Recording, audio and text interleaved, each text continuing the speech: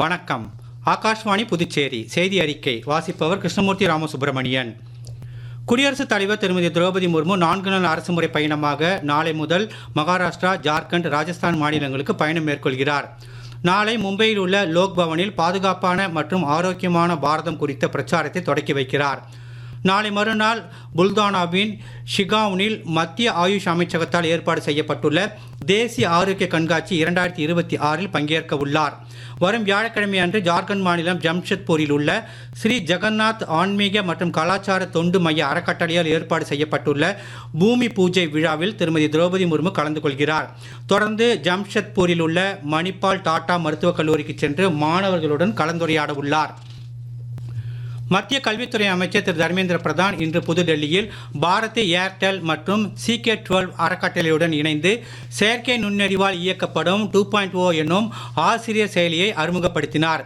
இந்நிகழ்ச்சியில் உரையாற்றிய அவர், பள்ளி ஆசிரியர்களுக்கு அதிகாரம் அளித்து ஆதரிக்க இந்த செயலி கற்பித்தலை மேலும் ஊக்குவிக்கும் என்றும், இந்த செயலி நாட்டில் நடைபெற்று வரும் செயற்கை நுண்ணறிவு புரட்சிக்கு உத்வேகம் அளிக்கும் என்றும் கூறினார். இது கற்றல் முறைகளை மேம்படுத்தவும் கல்வியில் ஈடுபாட்டை அதிகரிக்கவும் உதவிகரமாக இருக்கும் என்றும் அவர் கூறியுள்ளார்.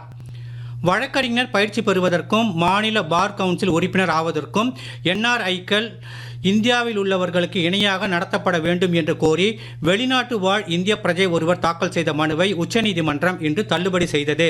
தலைமை நீதிபதி சூரியகாந்த் மற்றும் நீதிபதி ஜோய் மால்யா பாக்சி ஆகியோர் அடங்கிய அமர்வு, வெளிநாட்டு இந்திய பிரஜை அந்தஸ்து சில சலுகைகளை வழங்கினாலும் வழக்கறிஞர்கள் சட்டத்தின் பிரிவு 24 கீழ் சேர்வதற்கு கட்டாய முன் நிபந்தனையாக இருக்கும் இந்திய குடியுரிமைக்கு சமமானதல்ல என்று தீர்ப்பளித்துள்ளது.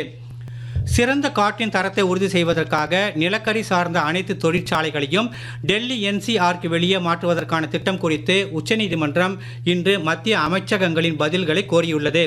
புதுடெல்லியில் நீடித்து வரும் காற்றுத்தர நெருக்கடியை சமாளிக்க இந்திய தலைமை நீதிபதி சூரியகாந்த் மற்றும் நீதிபதிகள் ஜோய் மால்யா பாக்சி மற்றும் விபுல் பாஞ்சோலி ஆகியோர் அடங்கிய அமர்வு காற்றின் தரம் குறித்த பதில்களை கோரியுள்ளது.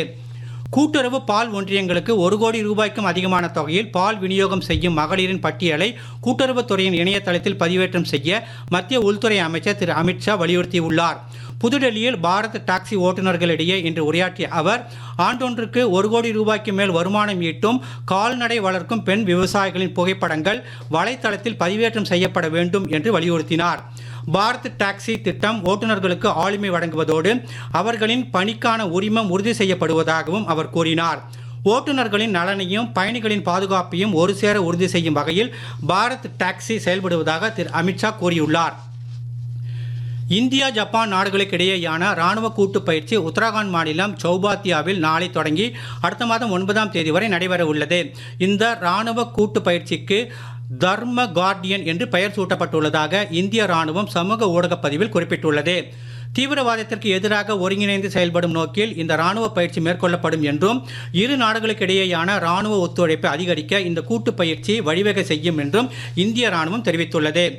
இலங்கை கடற்படையால் கைது செய்யப்பட்ட தமிழக மீனவர்களை உடனடியாக விடுவிக்க தூதரக நடவடிக்கைகளை மேற்கொள்ள வேண்டும் என்று தமிழக முதலமைச்சர் திரு மு.க. ஸ்டாலின் மத்திய அரசை வலியுறுத்தியுள்ளார். இதுகுறித்து மத்திய வெளியுறவுத்துறை அமைச்சர் டாக்டர் ஜெய்சங்கருக்கு அவர் எழுதியுள்ள கடிதத்தில், தமிழக மீனவர்கள் தொடர்ந்து கைது செய்யப்படுவதும் தடுப்பு காவலில் வைக்கப்படுவதும் கவலை அளிப்பதாக உள்ளது என்று குறிப்பிட்டுள்ளார். இதற்கிடையே எல்லை தாண்டி மீன் பிடித்ததாக கூறி தனுஷ்கோடி அருகே தலைமன்னாரில் மீன் பிடித்துக் கொண்டிருந்த பாம்பன் பகுதியைச் சேர்ந்த 12 தமிழக மீனவர்களை இலங்கை கடற்படை கைது செய்துள்ளனர். ஜம்மு காஷ்மீரில் கேலோ இந்தியா குளிர்கால போட்டிகள் இன்று தொடங்கியுள்ளன. 4 நாட்கள் நடைபெற உள்ள இந்த போட்டிகள் வடக்கு காஷ்மீரின் பாராமுல்லா மாவட்டத்தில் உள்ள உலக புகழ்பெற்ற சுற்றுலா தலமான குல்மார்கில் நடைபெறுகிறது. இப்போட்டிகளில் பல்வேறு மாநிலங்கள் மற்றும் யூனியன் பிரதேசங்களைச் சேர்ந்த விளையாட்டு வீரர்கள் மற்றும் அதிகாரிகள் பங்கேற்க உள்ளனர். துணைநிலை ஆளுநர் திரு மனோஜ் சின்ஹா இப்போட்டிகளை தொடக்கி வைத்து உரையாற்றினார்.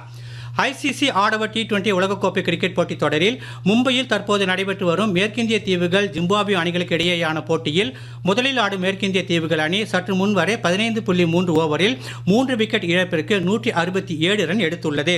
இத்துடன் இந்த செய்தி அறிக்கை நிறைவு பெறுகிறது. வணக்கம்.